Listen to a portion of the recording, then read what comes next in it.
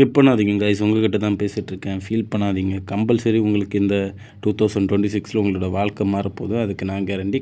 ஏன்னா நீங்கள் எல்லாம் நம்ம சேனலில் பார்த்துட்ருக்கீங்க. நம்ம சேனலில் பார்த்துட்ருக்க எல்லாருக்குமே அடுத்த 6 மாதத்தில் 25 LP பேக்கேஜ் கம்பல்சரி கிடைக்கும் guys.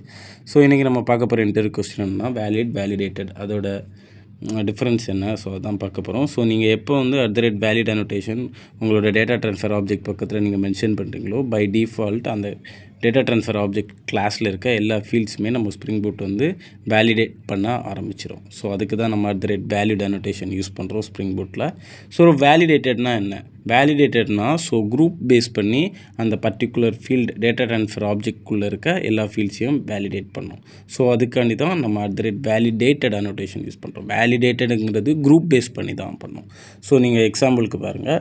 So employee group dot கிளாஸை வந்து நான் அதோட கன்ஸ்ட்ரக்டரில் இனிஷியல் பண்ணுறேன். ஸோ இந்த குரூப்பை பேஸ் பண்ணி எந்தெந்த ஃபீல்ட்ஸ் வந்து அசைன் ஆகியிருக்கோ அந்த ஃபீல்ட்ஸ் எல்லாமே ரன் டைமில் அது வேலிடேட் பண்ணோம். ஸோ இதுக்கு தான் நம்ம valid and @validated annotation spring பூட்டில் யூஸ் பண்ணுறோம். கைஸ், வீடியோ பிடிச்சிருந்தால் லைக், ஃபாலோ, சப்ஸ்கிரைப் பண்ணுங்கள். இன்னும் டீட்டெயில்டாக வேணுன்னா கமெண்டில் கேளுங்கள். Bye by.